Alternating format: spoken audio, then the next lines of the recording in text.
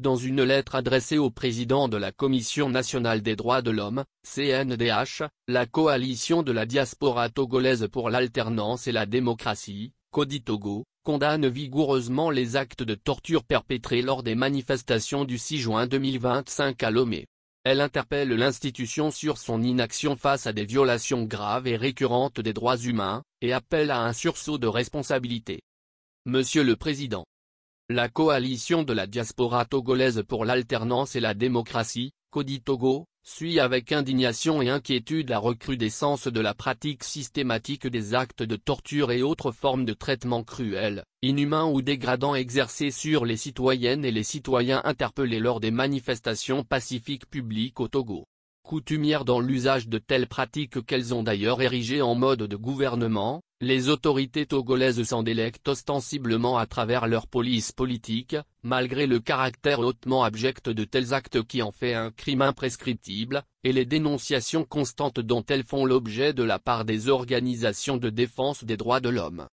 Le Rubicon a été franchi dans le cadre des arrestations intervenues lors des manifestations publiques pacifiques du 6 juin 2025 à Lomé, des victimes au nombre desquelles se trouvent des femmes qui racontent et témoignent, dans un sentiment de froid glacial, avoir été l'objet, de la part des forces de l'ordre, de bastonnades, d'actes humiliants et avilissants, engendrant des souffrances physiques et morales à la limite du supportable, dans le but de leur faire dire ce qui n'est pas, de les punir, de les intimider, de les décourager, de faire pression sur elles, toutes choses qui répondent bien aux critères pris en compte par les articles 1er de la Convention des Nations Unies contre la torture du 10 décembre 1984 ratifiée par le Togo le 18 novembre 1987, et 198 et suivants du Code pénal togolais. Diantre. Quel corps habillé a le droit de commettre ces supplices sur des femmes? A-t-il une maman? A-t-il une femme dans sa vie? Enfin, fait-il tout cela pour protéger un régime moribond dont le dictateur, le moment venu, le jettera en pâture à la vindicte populaire?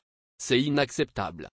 CODI Togo dénonce et condamne fermement ces pratiques barbares, moyenâgeuses, rétrogrades, attentatoires au sacro-saint principe de dignité et d'inviolabilité de la personne humaine. CODI Togo interpelle avec véhémence la CNDH qui a en charge le mécanisme national de prévention de la torture, MNPT, et assure de ce fait la mission de prévention de la torture et d'autres formes de traitements cruels, inhumains ou dégradants, au sens des articles 3, 4 et 6 de la loi organique N-2018-006 du 20 juin 2018 relative à la composition, à l'organisation et au fonctionnement de la Commission nationale des droits de l'homme, CNDH, légèrement modifié le 3 août 2021.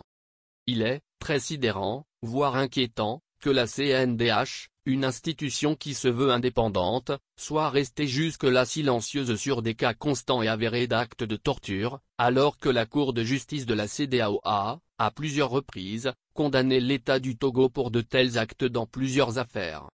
Les décisions de condamnation d'actes de torture de cette haute juridiction communautaire ont fait l'objet d'une documentation et ont été transmises, sur sa demande, à la CNDH par l'Association des victimes de la torture au Togo, ASVITO. Qu'en fait la CNDH? Cette attitude de la CNDH contraste négativement avec la recommandation faite dans son rapport d'activité 2023 à l'endroit du gouvernement de revoir à la hausse le montant de la subvention allouée à la Commission pour lui permettre de doter le MNP, Mécanisme national de la prévention de la torture, d'un budget autonome. Alors que les citoyens, qui alimentent les caisses de l'État, sont constamment victimes d'actes de torture, sans que cette CNDH n'agisse et ne réagisse comme il le faut.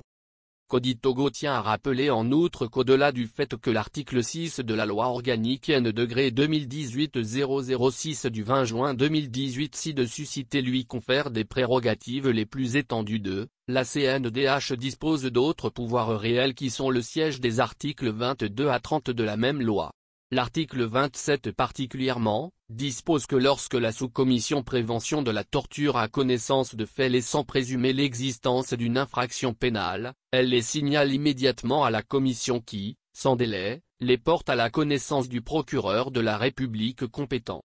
À ce jour, malgré la récurrence et la recrudescence d'actes de torture et les autres formes de traitements cruels, inhumains ou dégradants, non seulement décriés mais condamnés par la juridiction communautaire de la CEDEAO, Cody-Togo n'a pas connaissance que la CNDH ait actionné les prérogatives que lui reconnaît cette disposition, faisant le lit à l'impunité des infractions le plus graves. Tout est donc question de volonté et de courage. À cet effet, le bureau actuel de la CNDH doit tirer l'exemple de certains bureaux précédents, notamment ceux des bâtonniers Yaovia Gboyibo, 1987-1990, et Alon Kodovi, 1990-1992, et du juge Kofi Kunte, 2006-2012.